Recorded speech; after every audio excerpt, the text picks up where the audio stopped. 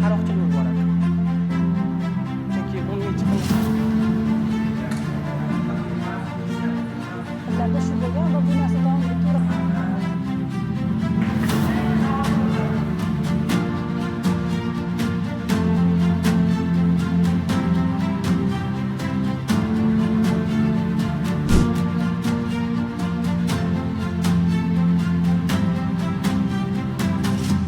Faol yoshlarimiz, tabiatga befarq bo'lmagan yoshlar mana shu chiqindilarni yig'ib, tabiatni yana chiqindilardan xoli hududga aylantirishmoqda.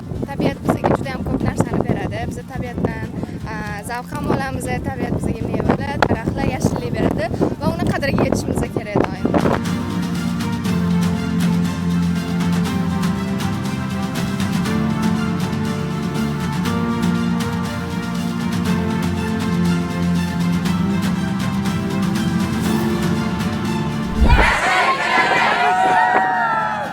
Yashil kelajak eko oromgohda ishtirok etdik. O'zimizning eko qalam loyihamiz bilan o'zimizga kerakli ilmlarni, bilimlarni oldik. Misol uchun loyihani qanday qurish bo'yicha va loyihamizdagi xatolarni to'g'rilab, bugun loyihamizni taqdimot qilib berdik. Va oddiy taxta qalamdan farqli qalamimiz urug' bilan jihozlangan. Buni ichida urug'i bo'ladi. Ishlatish orqali yashil iqtisodiyotga bir o'z hissamizni qo'shishimiz, yashillikni ko'paytirishimiz mumkin. Biz bu tashabbusimiz orqali e-community jamoamiz bilan birgalikda hozirda ishlab chiqarilayotgan neftdan olinadigan odatiy plastiklarga alternativ ravishda biologik parchalanadigan bioplastiklarni ishlab chiqarmoqchimiz.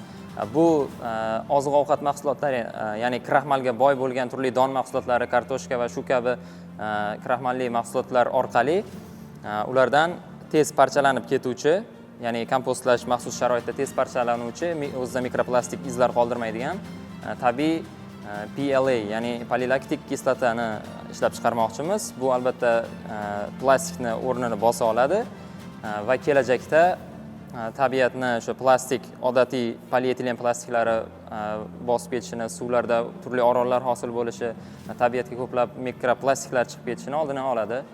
Biz Eko Renessans jamoasining tayyorlab kelgan loyihasi yashil transformatsiya deb nomlanadi. Salofan paket, baklashka, umuman shunga o'xshagan idishlarni faqat bir martalik idish sifatida foydalanadi. Lekin biz buni ko'p martalik idishga, ya'ni inson ehtiyoji uchun kerak bo'ladigan narsalarni yasash uchun shu loyihani ilgari surmoqdamiz. Ya'ni birinchi navbatda bu maktab o'quvchilari o'rtasida mehnat darsida bu loyiha amalga oshiradi. Ya'ni shu keraksiz buyumlar shu insonga kerak bo'ladigan har xil narsalarni ishlab chiqadi va buni har oy maktabda bir marta yarmarka tashkil qilamiz va undan kelib tushgan mablag'ga bo'lsa biz yana bir ekologik muammoning oldini olgan bo'lardik.